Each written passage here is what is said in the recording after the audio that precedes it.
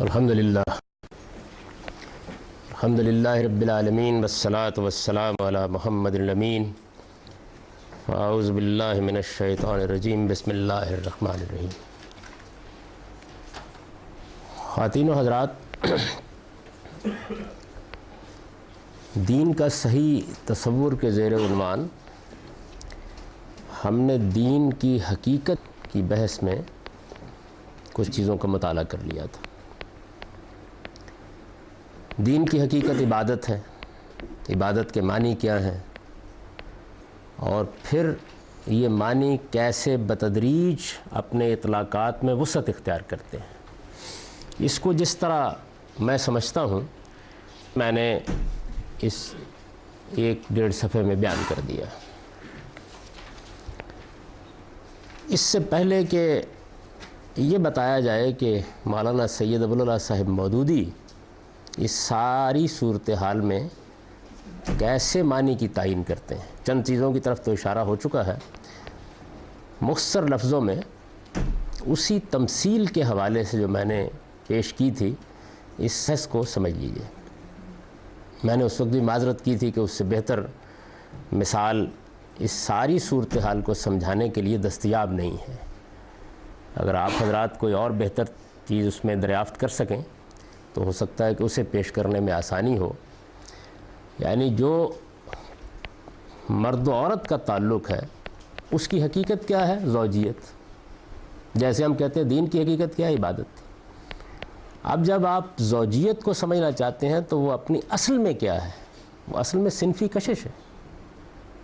یعنی ایک لفظ میں جب اس کو بیان کیا جائے گا تو وہ یہ ہے، یہی صنفی کشش اپنا خارجی ظہور چاہتی ہے، تو اس عمل میں بدل جاتی ہے جس کو ہم مرد و زن کا تعلق کہتے ہیں۔ یہ دونوں مل کر عملی زندگی میں جب داخل ہوتے ہیں تو کبھی ملتا ہے کہ بیوی ذرا چائے کا ایک کپ بنا کے لا دو، اور کبھی بیوی کہتی ہے کہ آج ذرا شاپنگ کرا دو۔ تو پھر بات ماننے میں، اطاعت کا لفظ چھوڑ دیجئے، ہو سکتا ہے موجودہ زمانے کی ذرا گراں گزرے، پھر باہمی طور پر بات ماننے میں تبدیل ہو جاتی ہے۔ اب یہی اس کی صحیح ترتیب ہے۔ اس صحیح پر اتنا زور دینے کی وجہ کیا ہے؟ یعنی ایک آدمی کہہ سکتا ہے کہ اگر ترتیب میں کوئی خرابی بھی پیدا ہو جائے تو کیا فرق واقع ہوتا ہے؟ وجہ کیا ہے اس کی؟ اس کی وجہ یہ ہے کہ جب آپ کسی چیز کی حقیقت کو سمجھتے ہیں تو اگر آپ نے اس میں اصل اور تقاضے کا فرق ملحوظ نہیں رکھا، یا اس سے بڑھ کر کسی تقاضے کو اصل قرار دے دیا، تو اس کا نتیجہ یہ نکلے گا کہ آپ کا پورا تصور تو رہے گا، اور اس تصور کے لحاظ سے جو تقاضے آپ کریں گے وہ تبدیل ہو جائیں گے۔ یعنی اسی مثال میں یہ دیکھیے کہ شاپنگ کرانا یا چائے کا ایک پیالہ بنا کر لا دینا، یہ اس کی اصل حقیقت نہیں ہے۔ یہ کبھی بھی ظہور پذیر نہ ہو تو زوجیت میں کوئی فرق واقع نہیں ہوتا، حالانکہ یہ چیز شامل ہے اس میں۔ یعنی جب ایک تعلق پیدا کیا گیا ہے تو اس کے کچھ تقاضے بھی دنیا میں بروئے کار آئیں گے، لیکن یہ چیز اگر کبھی بھی موجود نہ ہو، کبھی بھی نہ پائی جائے، کبھی اس کے ظہور کا موقع ہی نہ آئے، تو کیا ہم یہ کہیں گے کہ زوجیت کامل نہیں ہے؟ کیا ہم یہ کہیں گے کہ زوجیت اپنی حقیقت میں نمودار نہیں ہوئی؟ ایسا نہیں کہہ سکتے۔ لیکن جو اس حقیقت ہے اگر وہی کہیں نہ پائی جائے تو ہم کہیں گے کہ نہیں، وہ چیز اب نہیں پائی جاتی۔ یہ فرق واقع ہوتا ہے ان دونوں چیزوں میں۔ تو مولانا سید ابوالعلا صاحب مودودی جب اس سارے معاملے کو دیکھتے ہیں تو ان کی غلطی کو اگر ہم خلاصہ کر کے بیان کریں تو وہ غلطی یہ ہے کہ پہلے مرحلے میں وہ اصل اور تقاضے کی یکساں فہرست بندی کر دیتے ہیں۔ یعنی دیکھیے نا، یہاں 3 چیزیں ہیں نا، صنفی کشش ہے، اس کے خارجی ظہور کی حیثیت سے مرد و زن کا تعلق ہے، اور پھر کچھ ایک دوسرے کی بات ماننا ہے۔ اگر ان 3 چیزوں کو آپ لے لیں تو وہ کیا کریں گے؟ پہلی وہ غلطی یہ کرتے ہیں، ان کی پوری قرآن کی 4 بنیادی اصطلاحیں میں آپ ہر جگہ یہ دیکھیں گے، پہلی غلطی وہ یہ کرتے ہیں کہ ان تینوں چیزوں کو جو یکساں نہیں ہیں، یعنی اپنی حیثیت اور نوعیت کے لحاظ سے یکساں نہیں ہیں، ان کو کر دیتے ہیں، برابر کر دیتے ہیں۔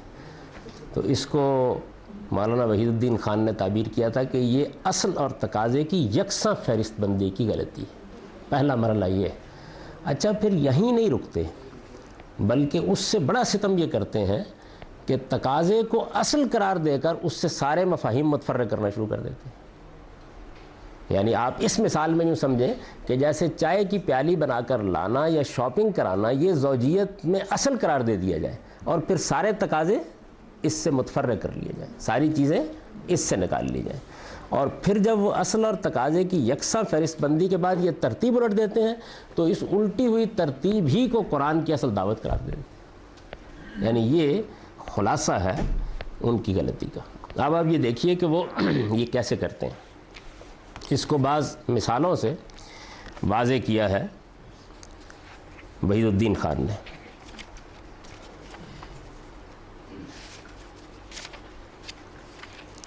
پہلے تو ان کا ایک اقتباس سن لیجئے جس میں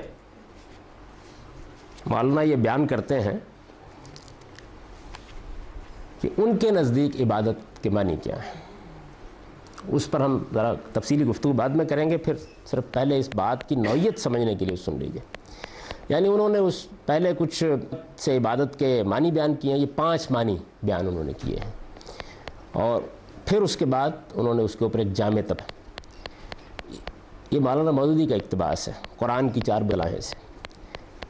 اس تشریح سے یہ بات واضح ہو جاتی ہے, اس تشریح سے یعنی جو انہوں نے اوپر قرآن کی آیتوں سے معنی بیان کیے ہیں, اس تشریح سے یہ بات واضح ہو جاتی ہے کہ عبد کا, عبادت کا مادہ عین بے دال عبد ہے نا, کہ عبد کا اساسی مفہوم کسی کی بالادستی و برتری تسلیم کر کے اس کے مقابلے میں اپنی مادہ عبد کا اساسی مفہوم کسی کی بالادستی و برتری تسلیم کر کے اس کے مقابلے میں اپنی آزادی و خود مختاری سے دستار ہو جانا, سرتابی و مزاحمت چھوڑ دینا اور رام ہو جانا ہے. یہ وہی بات ہے جو میں نے ان کے اس اقتباس سے بیان کر دی تھی جس میں انہوں نے یہ کہا ہے کہ عبادت اور عبودت اور عبدیت کے اصل معنی خضوع اور تذلل کے ہیں, یعنی تابع رام ہو جانا. اس کو انہوں نے بیان کیا. یہی حقیقت بندگی و غلامی کی ہے. لہٰذا اس لفظ سے اولین تصور جو ایک عرب کے ذہن میں پیدا ہوتا ہے وہ بندگی و غلامی ہی کا تصور ہے. پھر چونکہ غلام کا اصلی کام اپنے آقا کی اطاعت و فداری ہے, اس لیے لازماً اس کے ساتھ ہی اطاعت کا تصور پیدا ہوتا ہے. اور جب کہ غلام اپنے آقا کی بندگی و اطاعت میں محض اپنے آپ کو سپرد ہی نہ کر چکا ہو بلکہ اعتقاداً اس کی برتری کا قائل اور اس کی بزرگی کا معترف بھی ہو اور اس کی مہربانیوں پر شکر و احسان مندی کے جذبے سے بھی سرشار ہو, تو وہ اس کی تعظیم و تکریم میں مبالغہ کرتا ہے, مختلف طریقوں سے اعتراف نعمت کا اظہار کرتا ہے اور طرح طرح مراسم بندگی بجا لاتا ہے. کا نام پرستش ہے, اور یہ تصور عبدیت کے مفہوم میں صرف اس وقت شامل ہوتا ہے جب کہ غلام کا محض سر ہی آقا کے سامنے جھکا ہوا نہ ہو بلکہ اس کا دل بھی جھکا ہوا ہو. باقی رہے دوسرے 2 تصورات تو وہ عبدیت کے ضمنی تصورات ہیں, اصل اور بنیادی نہیں. یعنی اب یہ دیکھیے کہ یہاں پہلا معاملہ تو یہ ہوا کہ عبادت کی جو اصل حقیقت ہے وہ جو داخلی کیفیت ہے, خضوع کی کیفیت, دل کے جھکاؤ کی کیفیت, اللہ تعالیٰ کے ساتھ ایک تعلق جو بند کرتا ہے جب وہ یہ جان لیتا ہے کہ میرا ایک رب ہے اور اس کی سچی معرفت حاصل کر لیتا ہے, وہ اولاً موجود ہی نہیں ہے. یعنی ابتدا ہی اصل میں بندگی اور غلامی کے تصور سے ہوئی ہے. پھر اس کے بعد اصلی کام اطاعت قرار دیا گیا ہے. پھر چونکہ غلام کا اصلی کام اپنے آقا کی اطاعت و فرما برداری ہے, یعنی اگر اس جملے کی جگہ وہ بات رکھ دی جائے تو یہ ہوگی کہ پھر بیوی کا اصلی کام اپنے شوہر کی اطاعت ہے. تو اصلی کام انہوں نے یہ قرار دیا, اور وہ چیز جو لازمی مظہر تھا دل کے جھکاؤ کا وہ کیا چیز تھی؟ وہ پرستش تھی. یعنی جس طریقے سے صنفی میلان میں, صنفی کشش میں جو زوجیت کا لازمی مظہر ہے وہ مرد و زن کا تعلق ہے, اس کا جو عملی ظہور ہوتا ہے وہ اس صورت میں ہوتا ہے. بالکل اسی طریقے سے پرستش کے جذبات، یعنی جس طرح ہم پیچھے دیکھ چکے ہیں، ہم تسبیح تحلیل، یہ اصل میں پرستش ہے نا، یعنی ایک آقا کی آقائی کو تسلیم کرنے کے بعد تو آدمی کے اندر حکم ماننے کا خیال پیدا ہوتا ہے، لیکن ایک معبود کو معبود ماننے کے بعد، اپنا خالق اور اپنا مالک بعد، اور عبادت کا تعلق اس سے استوار ہو جانے کے بعد، اس کا پہلا خارجی ظہور، بلکہ اصلی خارجی ظہور جو ہے وہ پرستش کی صورت میں ہوتا ہے۔ اور یہاں صورتحال یہ ہے کہ یہ چیز اصل میں داخل اس وقت ہوتی ہے جب کہ وہ یوں سمجھ لیجئے کہ جیسے ہم وہاں کہتے ہیں نا، بات اس میں شامل اس وقت ہوتی ہے جب کہ وہ عملی زندگی میں۔ تو صورتحال کیا ہوئی کہ صرف یہی نہیں کہ اصل حقیقت الٹ گئی، بلکہ اس کی ترتیب بھی بالکل تبدیل ہو گئی، یعنی اس کی ترتیب بھی بالکل تبدیل ہو کے دوسری ہو گئی۔ چنانچہ دیکھیے اسی کا نتیجہ یہ ہے کہ انہوں نے ایک عبارت لکھی ہے معنی بیان کرتے ہوئے، جیسے پہلے میں نے آپ کو ایک اقتباس بتایا تھا، عبادت کا لفظ نکلا ہے، مولانا مودودی لکھتے ہیں عبادت کا لفظ عبد سے نکلا ہے، عبد کے معنی بندے اور غلام کے ہیں، اس لیے عبادت کے معنی بندگی اور غلامی کے ہوئے۔ یہ بات ہی صحیح نہیں ہے، عبد کا لفظ عبادت سے نکلا ہے، یعنی عبادت کا لفظ عبد سے نہیں نکلا، عبد کا لفظ آپ کہیں گے کیا فرق ہوا، زمین آسمان کا فرق ہو گیا نا، یعنی اصل میں عبادت کی وہ حقیقت وہ ہے، وہ دل کا جھکاؤ، میلان، وہ کسی الہ سے متعلق پیدا ہوتا ہے۔ یہ لفظ جب استعمال ہونے لگ گیا تو چونکہ اس میں بعد میں ایک تقاضے کے طور پر غلامی بھی شامل ہو جاتی ہے، تو غلاموں کے لیے بھی یہ لفظ استعمال ہونے لگ گیا۔ یعنی یوں نہیں ہے کہ پہلے غلامی وجود میں آئی، اس کے لیے عربی زبان میں عبد کا لفظ بنا، عبد کے اس لفظ سے عبادت کا لفظ پیدا ہوا، پھر پتہ چلا کہ ایک معبود حقیقی بھی ہے اور اس کے لیے پرستش کے جذبات پیدا ہو گئے، تو الٹ ہو جائے گی نا، ساری ترتیب بالکل الٹ جائے گی۔ اس کو ذرا اور دیکھیے، ایک آدھ مثال سے سمجھیے تاکہ یہ بات واضح ہو جائے۔ اس کے اوپر اصل میں منحصر ہے ساری کی ساری وہ بحث، جس سے ان کا پورا تصور آگے پیدا ہوتا ہے اور ہمیں دین میں اس کو موضوع بحث لانا ہے۔ اچھا، طریقہ وہ کیا اختیار کرتے ہیں؟ طریقہ یہ اختیار کرتے ہیں معنی بیان کرنے کا کہ مجید کی مختلف آیات لے لیتے ہیں، اور ان آیات کی نوعیت یہ ہوتی ہے کہ اس میں کیونکہ قرآن کی اصل دعوت عبادت کی دعوت ہے، وہ جگہ جگہ کہتے ہیں عبد اللہ عبد اللہ، تو وہ کسی جگہ عبادت پر زور دے رہا ہوگا، کسی جگہ اس کا تقاضا بیان کر رہا ہوگا، اور یہ جگہ جگہ اس میں زیر بحث آئے گی۔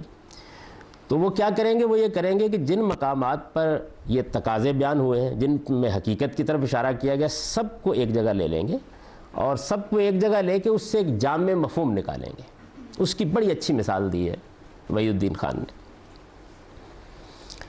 وہ لکھتے ہیں، یہ اب وحید الدین خان کا اقتباس ہے، مگر اس طرح مختلف مقامات سے ایک لفظ کے مختلف استعمالات جمع کر کے ان کے مجموعے سے ایک واحد مفہوم اخذ کرنا اور ان کی بنیاد پر دین کی ایک جامع تصویر بنانا بالکل ایسا ہی ہے جیسے کسی کتاب میں محبت نہیں بیان کی گئی ہو۔ یعنی ایک نا قرآن کیا ہے، عبادت کی کہانی ہے نا، جیسے کسی کتاب محبت کی کہانی بیان کی گئی ہو، ایک جگہ لکھا ہو کہ زید کو بکر سے شدید محبت ہے، دوسری جگہ یہ ہو کہ ایک بار جب دونوں اسٹیشن پر ملے تو زید نے بکر کو گلے لگا لیا، یہ محبت کا ظہور ہے نا۔ تیسری جگہ یہ ذکر ہو کہ بکر ایک مرتبہ زید کی بستی میں آیا تو زید نے اس کو اپنے گھر بلا کر اس کی دعوت کی۔ اب تینوں اقتباسات ایک پیراگراف میں جمع کر کے ایک شخص اس کتاب کے حوالے سے یہ کہے کہ محبت نام ہے تین چیزوں کا، گلے ملنا، دعوت کرنا، دل سے چاہنا۔ یعنی یہ مثال ہے، بہت اچھی مثال۔ آپ قرآن کی چار بنیادی اصطلاحیں دیکھیں گے تو بالکل یہی صورت ہے۔ وحید الدین لکھتے ہیں، ممکن ہے کسی سطح بین کو کہ یہ تعریف بہت جامع معلوم ہو۔ یہ اس جملے میں تعریض ہے، اس کی وجہ یہ ہے کہ عام طور پر اس زمانے میں یہ بات بہت کہی جاتی تھی کہ مولانا سید ابوالعلا صاحب مودودی نے دین کا بڑا جامع تصور پیش کیا ہے۔ ممکن ہے کسی سطح بین کو محبت کی یہ تعریف بہت جامع معلوم ہو، مگر در حقیقت اس میں ایک شدید غلطی کی گئی ہے۔ اس میں محبت کی اصل حقیقت اور اس کے تقاضوں کو بالکل برابر کی حیثیت دے کر بیان کر دیا گیا ہے۔ گویا یہ تینوں باتیں جب ایک شخص اب جمع کر لے، اسی وقت اس کی محبت واقعی محبت قرار پائے گی۔ یہ ہے مسئلہ اصل میں، یعنی جب آپ تقاضوں کو اور اصل حقیقت کو یکساں کھڑا کر دیں گے تو جب تک تقاضے پورے نہیں ہوں گے اس وقت تک اصل میں محبت ہی وجود پذیر نہیں ہوگی. آگے ہم آپ کو یہ بتائیں گے کہ کیسے پھر وہ اس چیز کو بڑھاتے ہوئے وہاں لے جاتے ہیں کہ جب تک آپ دنیا میں دین کا غلبہ قائم کر کے اطاعت میں دنیا کو جمع نہ کر دیں اس وقت تک آپ کا دین ہی کامل نہیں ہوتا. یعنی اس ایک چیز سے پھر متفرع ہو کر ایک بڑی بات نمودار ہو جاتی ہے. گویا یہ تینوں باتیں جب ایک شخص اپنے اندر جمع کر لے اسی وقت اس کی محبت واقعی محبت قرار پائے گی. حالانکہ یہ بالکل ممکن ہے کہ کسی مثال میں آخری جز دل سے چاہنا پایا جائے. یہی محبت کی حقیقت ہے نا. بالکل ممکن ہے کہ کسی مثال میں صرف جز دل سے چاہنا پایا جائے اور باقی دو اجزاء نہ تو اس کے اندر موجود ہوں نہ ان کو حاصل کرنے کی باقاعدہ کوشش کی گئی ہو. یعنی کبھی گلے ملنے کی نوبت نہ آئی, کبھی دعوت نہ ہوئی. یہ ممکن ہے. یعنی بہت سے ایسے محبت کے تعلقات ہیں کہ گلے ملنے کی نوبت بھی زندگی بھر نہیں آئی اور کبھی یارے غار آئے بھی نہیں کہ ان کی دعوت کی ہے. ممکن ہے. یہ اصل میں اس تعلق سے پیدا ہونے والے تقاضے ہیں. کبھی ہو جائیں گے کبھی نہیں ہوں گے. حالانکہ یہ بالکل ممکن ہے کسی مثال میں صرف آخری جز پایا جائے اور بقیہ دو اجزاء نہ تر موجود ہوں نہ ان کو حاصل کرنے کی باقاعدہ کوشش کی گئی ہو باوجود وہ مکمل معنوں میں محبت ہو. کیونکہ اس کی حقیقت کیا ہے؟ دل سے چاہنا. عبادت کی حقیقت کیا ہے؟ انسان کا خضوع, جھک گیا. اس نے اپنے آپ کو خدا کے بندے کی حیثیت دے دی. وہ جیسے ایک مسلمان کے بارے میں ہے نا کہ وہ ایمان لائے, جنگ ہو رہی تھی اور نبی صلی اللہ علیہ وسلم کے سامنے انہوں نے اللہ کی بندگی کا اعتراف کیا, آپ کی نبوت کا اعتراف کیا اور اس کو لڑے اور شہید ہو گئے. تو لوگوں نے ان کے بارے میں کہا کہ دیکھو یہ جنت میں چلا گیا, نہ اس نے نماز میں روزہ رکھ, نہ اس نے دین کے کسی اور حکم کی پیروی کی. یعنی لیکن اس کا دین مکمل دین تھا. یعنی اس میں کسی تقاضے کا ظہور بھی نہیں ہوا, کیونکہ تقاضے کے ظہور کا تعلق حالات سے. جیسے میں نے ابھی مثال دی کہ دوست آئے گا کبھی ملنے کے لیے تو دعوت کریں گے نا. ممکن ہے اس کا کوئی موقع ہی پیدا نہ ہو. اسی طریقے سے یعنی آپ اس کو اب دین کی مثال میں سمجھیے کہ دین کے اجزاء میں جرائم کی سزائیں بھی ہیں. ممکن ہے کہ کسی مسلمان کو کبھی ایسی کسی اسٹیٹ میں رہنے کا موقع ہی نہ ملے یا کبھی اس کو حکومت ہی نہ ملے کہ جس میں وہ کبھی کسی مجرم کو سزا دے. دین کا ایک تقاضا زکوٰۃ دینا بھی ہے. ممکن ہے کہ آدمی ساری زندگی بسر کر لے اور اس کے پاس کبھی نصاب کے مطابق پیسے ہی جمع نہ ہو کہ وہ زکوٰۃ دے. تو یہ جتنے احکام دین میں ہیں جو تقاضے کے طور پر پیدا ہوتے ہیں وہ اصل میں مشروط بشرائط ہوتے ہیں.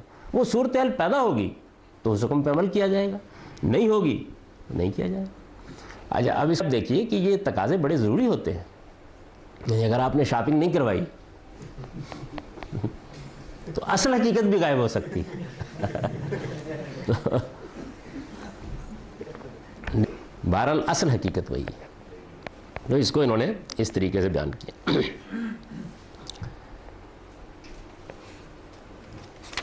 اب اس کے بعد یہ دیکھیے وہ اس پر تبصرہ کرتے ہیں کہ ایک تو یہ چیز تھی نا کہ وہ یکساں کر دیتے ہیں. یعنی ایک تو مسئلہ یہ تھا کہ انہوں نے کیا کیا, تین چیزوں کو جمع کیا کہ محبت ان تین چیزوں کا نام ہے. یعنی گلے ملنا, دعوت کرنا, دل سے چاہنا.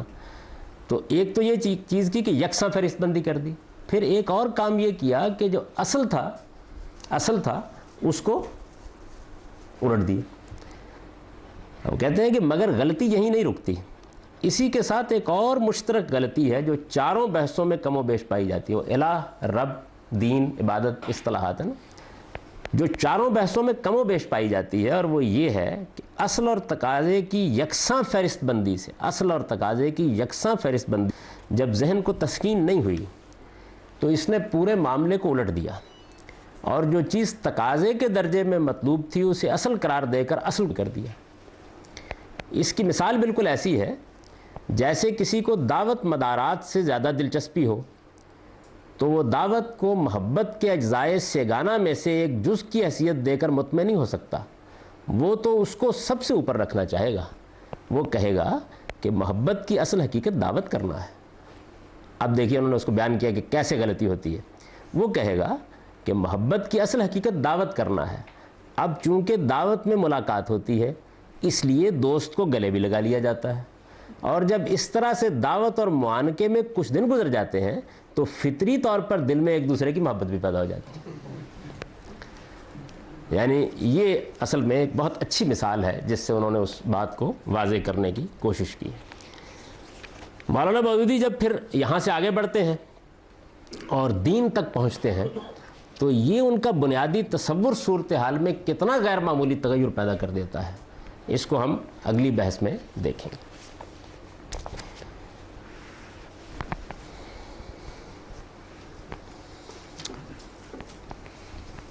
اس کتاب کے مطالعے میں ہم یہاں پہنچے تھے کہ یہ رکوع و سجود، تسبیح و تحمید، دعا و مناجات اور خدا کی خوشنودی حاصل کرنے کے لیے اس کی راہ میں انفاق، یہی اصل عبادت ہے۔ اصل عبادت یعنی یہ عبادت کا ظہور ہے، جیسے شش اصل ہے اور مرد و زن کا تعلق اس کا خارجی ظہور ہے، تو یہ چیزیں جو ہیں یہ خارجی ظہور میں یہ پرستش کے مظاہر ہیں۔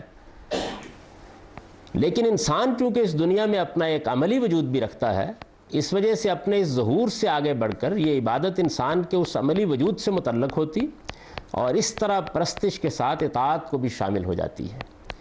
اس وقت یہ انسان سے مطالبہ، اس وقت دیکھیے نا انہوں نے اس وقت کا لفظ استعمال کیا پرستش کے لیے، اس وقت یہ انسان سے مطالبہ کرتی ہے کہ اس کا باطن جس ہستی جھکا ہوا ہے، کیونکہ اصل تو وہ ہے نا، اس کا ظاہر بھی اس کے سامنے جھک جائے، یعنی اس وقت مطالبہ کرتی ہے۔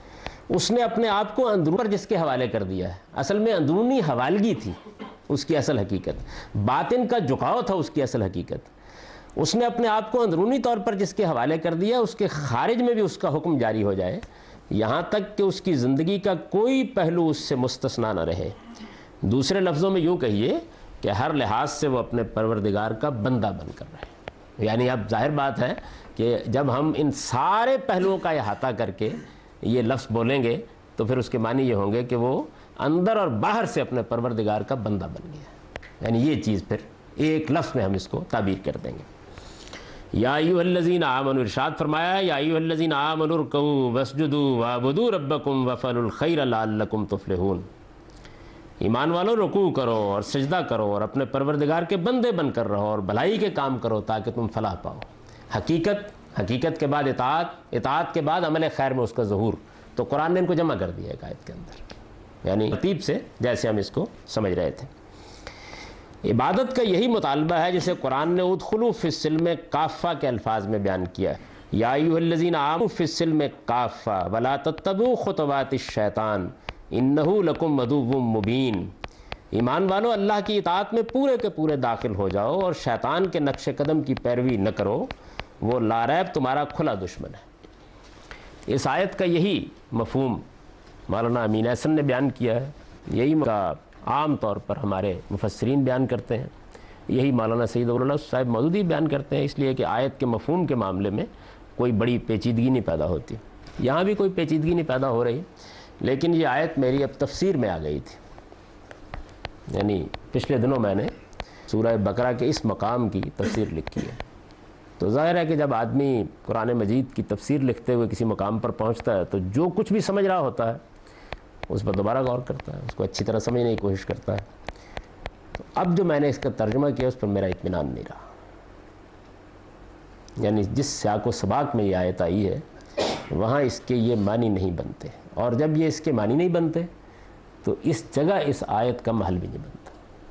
تو اب نظر ثانی کروں گا تو اس میں تبدیلی کر دوں گا، یعنی یہ یہاں سے اگر نکل جائے تو کوئی فرق نہیں واقع ہوتا، بحث تو اصل میں اوپر مکمل ہو گئی ہے، لیکن آیت کے اندر جو بات کہی گئی ہے وہ اگر یہ ترجمہ کیا جائے تو اس محل کی ہے، اور اگر اس کے ترجمے میں غلطی ہوئی ہے اور اس کا دوسرا ترجمہ ہونا چاہیے تو پھر ظاہر ہے کہ یہ بے محل ہو جائے گی، یعنی اس موقع کی پھر یہ آیت نہیں رہتی۔ تو جن لوگوں کو اس بحث سے دلچسپی ہو وہ دیکھ سکتے ہیں، میرا خیال یہ ہے کہ شاید 2-3 مہینے پہلے یہ حصہ شائع ہو چکا ہے اشراق میں۔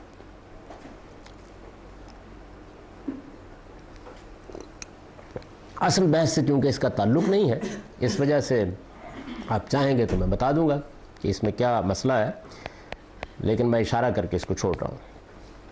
تو پورا جو خلاصہ ہے اس سے پہلے کہ ہم آگے بڑھیں وہ یہ ہے کہ مولانا سید ابوالعلا صاحب مودودی نے عبادت کا مفہوم متعین کرتے وقت جو اس کی اصل حقیقت ہے خضوع اور تذلل، اس کو عربی الفاظ کی حد تک صحیح بیان کیا، لیکن جب یعنی کہہ کے تابع ہونا اور رام ہونا اس کے معنی بیان کر دیے تو گویا ایک تقاضا اصل بن گیا۔ اور پھر اس کے بعد اس کی جو انہوں نے تشریح کی تو اس میں یہ ہوا کہ جو عبادت کا لازمی مظہر ہے پرستش، یعنی جب بھی وہ خارج میں آئے گی سب سے پہلے اسی صورت میں ظہور پذیر ہوگی، جیسے صنفی کشش کا ایک لازمی مظہر ہے، تو اس لازمی مظہر نے ایک تقاضے بلکہ آخری تقاضے کی صورت اختیار کر لی جو کسی وقت ظہور پذیر ہو جاتا ہے۔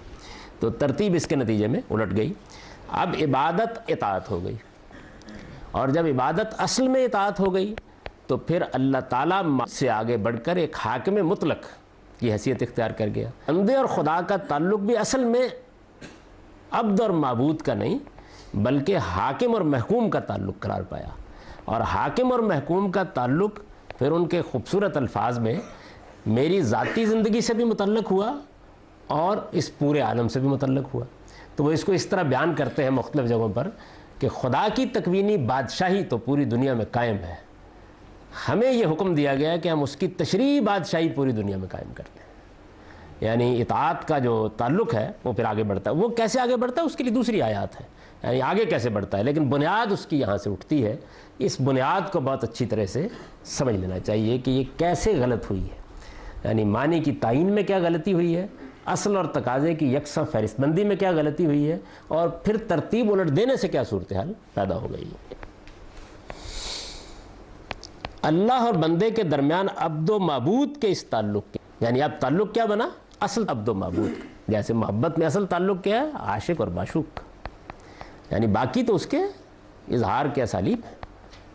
عاشق بھی معشوق کی بات مانتا ہے، وہ بھی اس کے مطالبوں کے سامنے سر جھکا دیتا ہے، لیکن یہ عشق کی حقیقت نہیں ہے۔ اصل تعلق جب آپ عاشق کا لفظ تو دیکھیے جب آپ یہ لفظ بولتے ہیں تو تقاضے آپ کے ذہن میں نہیں آتے بلکہ یہ میں آتا ہے۔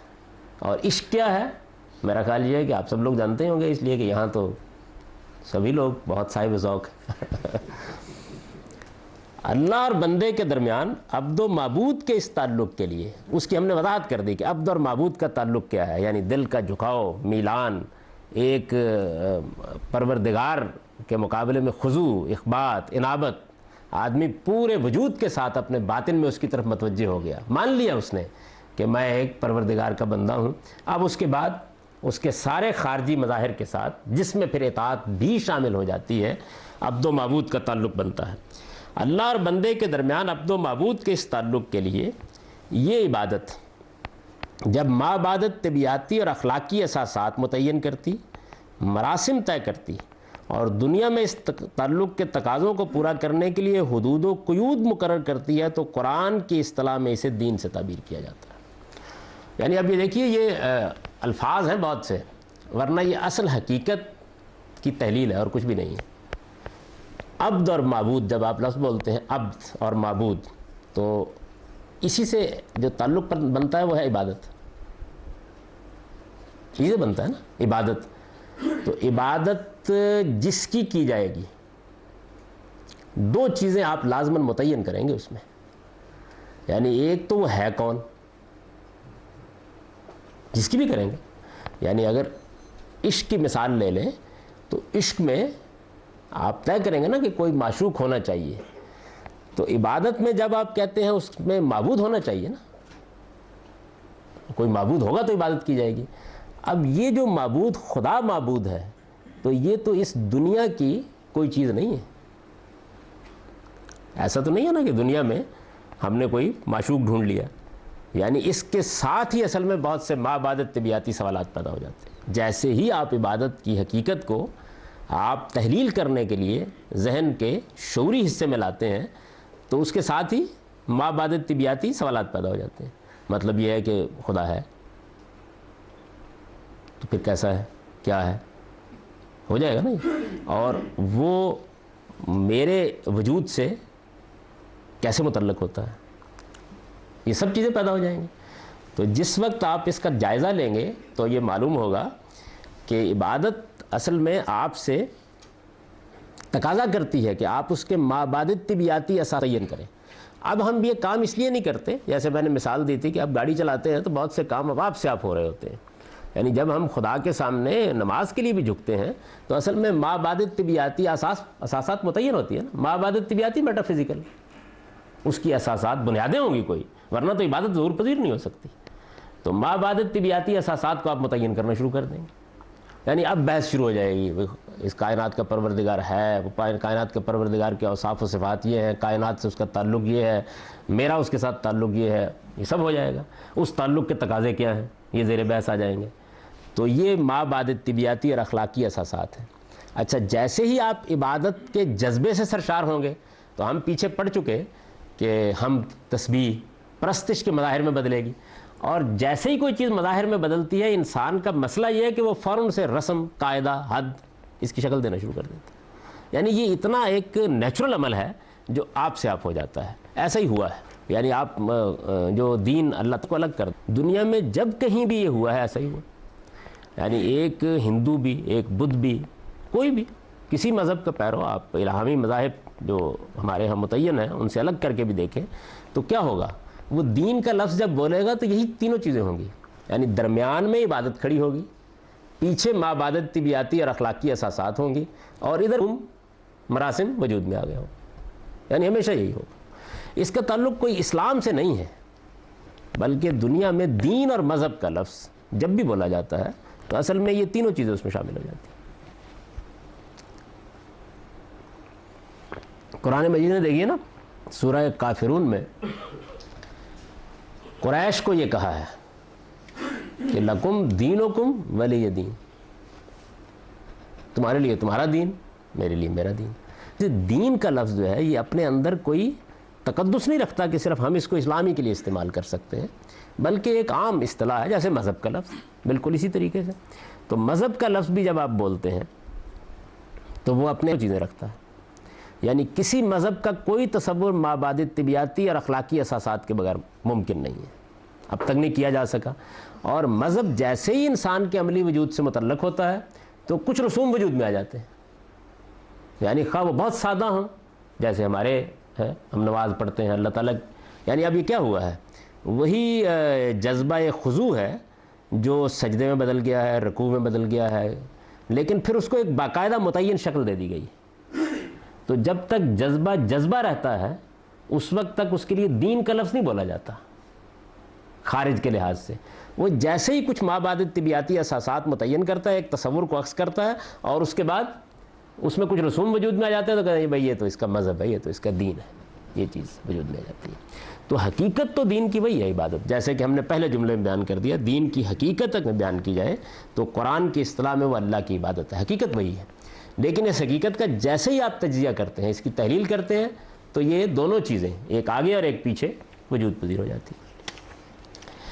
اللہ اور بندے کے درمیان عبد و معبود کے اس تعلق کے لیے یہ عبادت جب مابعد طبیعتی اور اخلاقی اساسات متعین کرتی، یعنی اخلاقی اساسات کا لفظ کیوں بولا گیا، اس کو عام اخلاقیات کے معنی میں نہ لیجئے، یعنی جب ہم کہتے ہیں کہ خدا ہے تو یہ مابعد طبیعتی اساس متعین ہو گئی، یعنی ہم جس کی عبادت کرنے جا رہے ہیں وہ خدا ہے، اس کی عبادت کرنا ہم پر حق ہے اس کا، تو یہ اخلاقی اساس متعین ہو گئی۔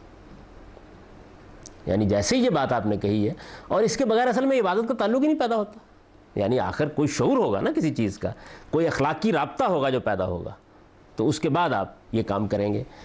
مراسم طے کرتی ہے اور دنیا میں اس تعلق کے تقاضوں کو پورا کرنے کے لیے حدود و قیود مقرر کرتی ہے، تو قرآن کی اصطلاح میں اسے دین سے تعبیر کیا جاتا ہے۔ چنانچہ قرآن مجید کافروں کے دین کے لیے بھی یہ لفظ استعمال کرتا ہے، حتیٰ کہ اس سورہ یوسف میں بادشاہ کے دین کے لیے ما کان لیوسف ان یاخذ اخاہ فی دین الملک وہ بھی استعمال کرتا ہے۔ ہندو کا دین بھی دین ہے، اس وجہ سے ہمارے ہاں جو بعض لوگوں نے یہ بحث اٹھائی موجودہ زمانے میں کہ اسلام دین ہے اور باقی مذاہب ہیں، یہ کوئی چیز نہیں ہے۔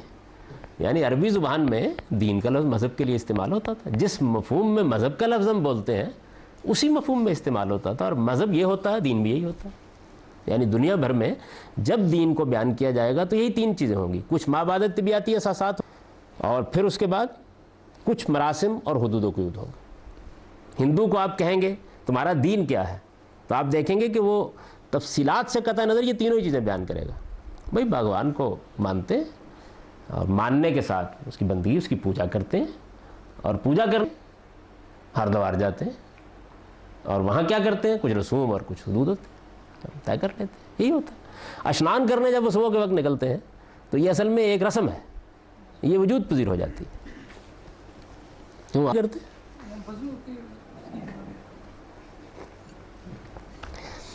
अल्लाह और बंदे के दरमियान अब्दो माबूद के इस ताल्लुक़ के लिए ये इबादत जब माबादत तिबियाती और अखलाकी असासात मुतय्यन करती, मरासिम तय करती और दुनिया में इस ताल्लुक़ के तकाज़ों को पूरा करने के लिए हुदूद व क़ुयूद मुकर्रर करती है, इसमें इबादत की तरफ अफ़ाल की निस्बत की गई है। ये इबादत मतलब ये है कि मैं या आप नहीं करते, बल्कि इबादत जैसे ही वजूद पजीर होती है तो इंसान के शऊर पर आते ही ये तीनों चीज़ें खुद बहुत तय कर देती है। तो कुरान की इस्तिलाह में इसे दीन से ताबीर किया जाता है। इसकी जो सूरत अल्लाह ने अपने पैगंबरों की वसातत से बनी आदम पर वाज़े की है, कुरान उसे अद्दीन कहता है। यानी जब हम अपनी इस्तिलाह में अद्दीन कहते हैं तो यही कुछ है जो अल्लाह ताला ने अपनी पैगंबरों से हमको दे दिया है, और इसके बारे में उन्हें हिदायत करता है। यानी ये जो अद्दीन है इसके बारे में अल्लाह ताला हिदायत करता है कि वो इसे, यानी बनी आदम इसे, इंसान इसे बिल्कुल दुरुस्त और अपनी ज़िंदगी में पूरी तरह बरकरार रखें और इसमें कोई तफरका पैदा न करें। यानी इस दीन के बारे में अल्लाह ताला का जो बुनियादी तकाज़ा है, जब इबादत को वो दीन की हैसियत दे देता है, जब अल्लाह ताला अपने पैगंबरों की वसातत से इबादत को दीन की सूरत दे देता है, तो बुनियादी मुतालबा क्या करता है दीन के बारे में, ये करता है।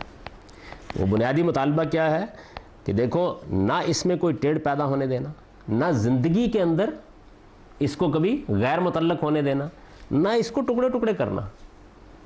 यानी ये जैसा है पूरा का पूरा तुम्हारी ज़िंदगी में बरकरार है। ये खुदा का मुतालबा है। हम उसमें कितने पूरा करते हैं ये हमारी कोताही भी होती है, नक्स भी होता है, लेकिन अल्लाह का मुतालबा ये है। इस मुतालबे को कुरान मजीद की इस आयत में बयान किया गया है। सूरह शूरा में है, शरा लकुम मिनद्दीन मा वस्सा बिही नूहम वल्लज़ी औहैना इलैक व मा वस्सैना बिही इब्राहीम व मूसा व ईसा अन अकीमुद्दीन वला ततफर्रकू फीह।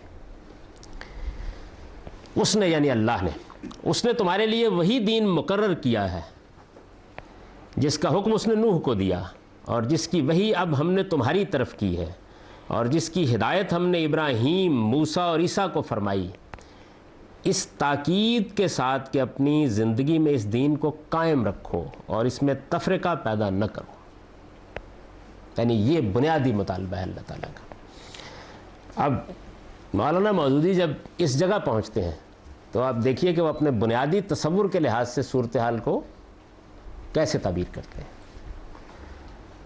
यानी सूफिया हज़रात जो हैं वो तो फ़ना फिल्ला और बका बिल्ला हो गए, इसलिए वो तो ज़्यादा इसमें घुसते नहीं, लेकिन मौदूदी साहब को तो एक पूरा का पूरा जामे तसव्वुर बयान करना है, और वो ज़ाहिर है कि उसके बानी है अपनी ताबीर के, और इस लिहाज से उनकी बड़ी गैर मामूली हैसियत है। यानी हमारी इल्मी तारीख़ में इससे बहस नहीं होती कि किसी आदमी का नुक्ता नज़र दुरुस्त है या गलत। यानी इस मौजू को उन्होंने जो सूरत दे दी उसके नतीजे में ये मौजू बन गया, और बहरहाल एक पूरी की पूरी नहायत गैर मामूली ताबीर उन्होंने की जो दुनिया भर में बड़े मौसर तरीके पर राइज हुई। यानी एक शख्स की ज़िंदगी में किसी ताबीर को इतनी पजीराई मिल जाना ये बड़ी गैर मामूली बात है, बड़ी गैर मामूली बात है। तसव्वुफ़ के बाद इसने जगह ली है एक तरह से, और दुनिया भर में नौजवान जद्दोजहद के लिए उठ खड़े हुए जो उनका तसव्वुर था। तो वो क्या करते हैं, यानी हमने क्या किया, हमने ये किया कि इबादत के लफ्ज़ की तहलील की, और तहलील करके देखा कि ये अपने आगे और पीछे ये लाजमी चीज़ें रखती है, और बस उसी को दीन का नाम दें, इसलिए कि वो जैसे ही मुतय्यन हो जाते हैं तो वो दीन बन जाता है। और हमने देखा कि तमाम दुनिया में, यानी हमारे मज़हब से कतई नज़र, इस्लाम से कतई नज़र करके दुनिया भर में जब भी कभी लोग दीन को बयान करते हैं तो ऐसे ही बयान करते हैं। हकीकत बयान करेंगे तो ज़ाहिर है खुदा के साथ पूजा और प्रस्तिश का ताल्लुक़, खुजू का ताल्लुक़, खुदा के सामने अंदरूनी झुकाव का ताल्लुक़, या ताल्लुक़ बिल्लाह, उसकी हकीकत क्या है बयान कर देंगे। और जब उसको बतौर दीन के वाज़े करना चाहेंगे, यानी हकीकत से हटकर उसके अज्जा समेत, तो ये 3 अज्जा होंगे, यानी अखलाकी और माबादत साथ होंगी, इधर मरासिम होंगे, दरमियान में उसकी हकीकत موجود ہوگی. ایک چیز پیچھے چلی گئی، ایک آگے آ گئی. تو ہم اس کو اس طرح دیکھتے ہیں.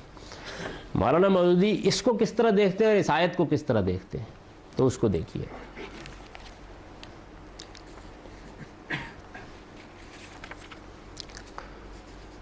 وہ کہتے ہیں کہ قرآنی زبان میں، یہ مولانا مودودی کا اقتباس ہے اسی قرآن کی 4 بنیادی اصطلاحیں میں سے، قرآنی زبان میں لفظ دین ایک پورے نظام کی نمائندگی کرتا ہے. قرآنی زبان میں لفظ دین ایک پورے نظام کی نمائندگی کرتا ہے جس کی ترکیب 4 اجزاء سے ہوتی ہے. ان کی وہ بحث ذہن میں رکھیے کہ عبادت اصل میں اللہ تعالیٰ کو حاکم مطلق مان کر اس کی اطاعت کرنا ہے. اس کو ذہن میں رکھیے. اب دیکھیے کہ وہ اس کو کیسے بیان کرتے ہیں. قرآنی زبان میں لفظ دین ایک پورے نظام کی نمائندگی کرتا ہے جس کی ترکیب 4 اجزاء سے ہوتی ہے. نمبر 1، حاکمیت و اقتدار اعلیٰ.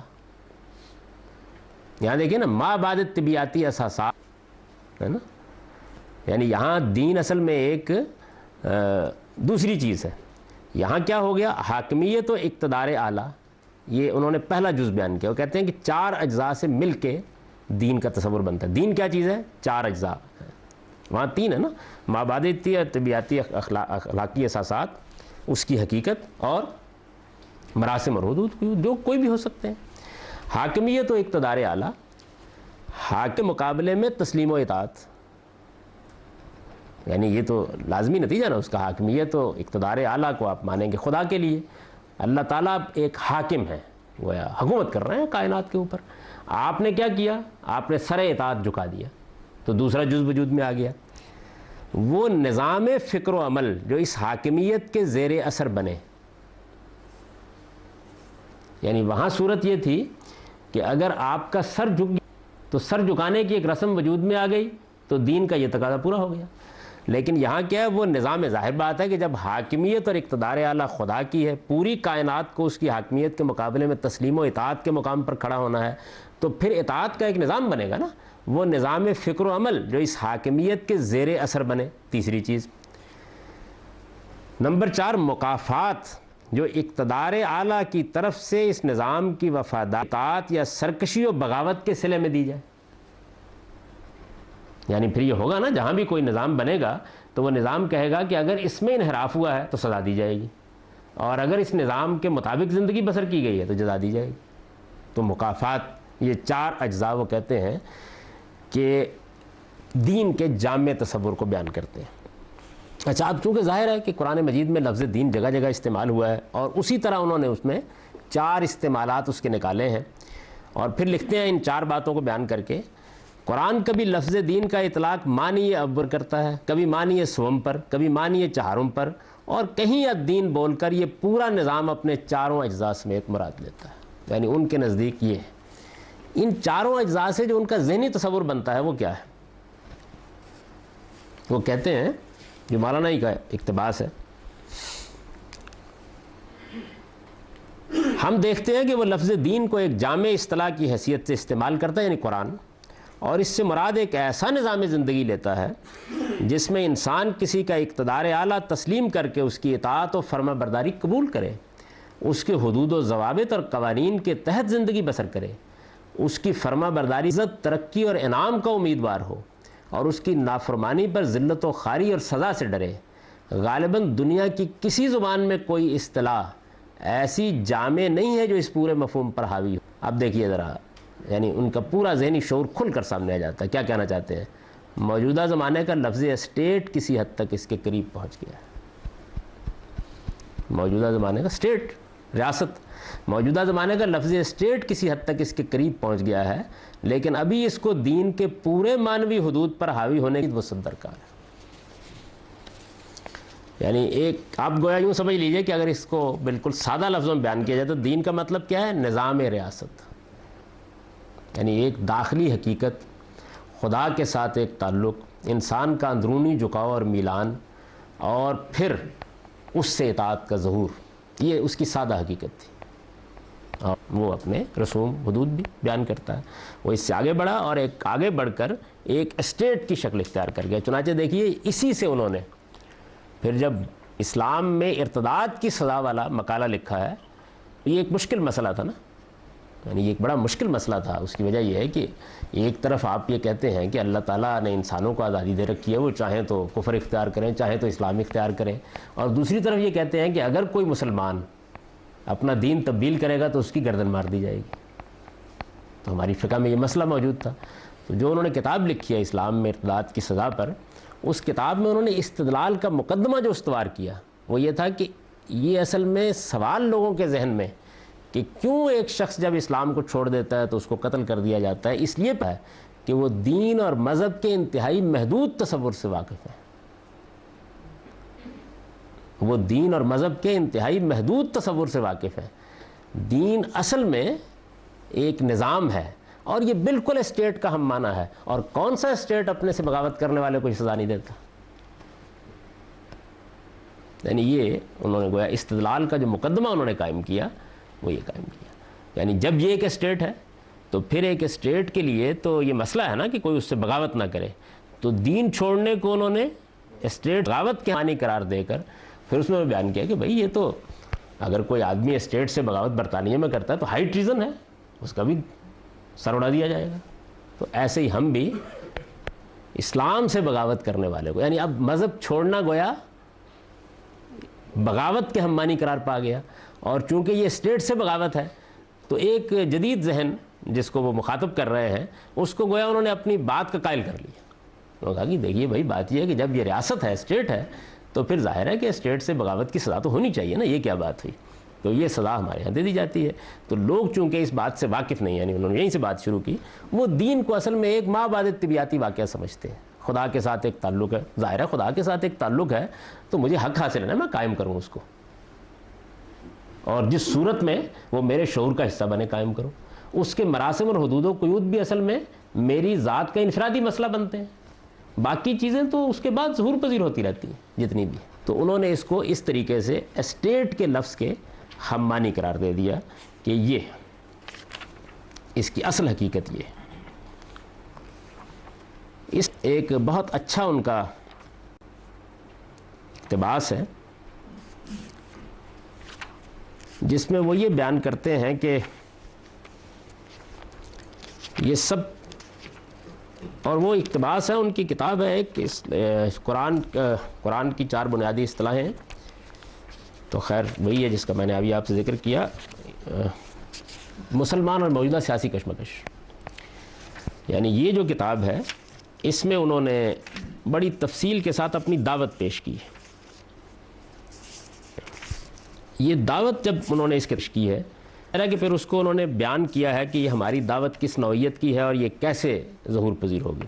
اس میں ایک آیت جس کو ہم آگے موضوع بنائیں گے اس کو عنوان بنایا، الذی ارسل رسولہ بالہدی ودین الحق لیظہرہ علی الدین کلہ ولو کرہ المشرکون. اب منصورہ کی مسجد کے لیے جب آیات کے انتخاب کا موقع آیا تو یہی آیت اس کے لیے منتخب کی گئی، اس لیے کہ یہ ان کے مشن کی ہو گیا، یہ ان کے مشن کی تعبیر ہے. اس آیت کو سر عنوان بنا کر انہوں نے آگے ایک تفصیلی بحث کی ہے کہ اسٹیٹ سے میری مراد کیا ہے، اور دین جب اسٹیٹ بنتا ہے تو یہ کن کن اطلاقات تک جاتا ہے. ایک بڑا اچھا اقتباس ہے جس میں ان کی بنیادی دعوت بیان ہو گئی ہے اس میں. تو اس سے ہم پھر اگلی نشست کی ابتدا کریں گے. اب کتنے بجے آنا ہے؟ مغرب 7:40 اور واپسی 7:55.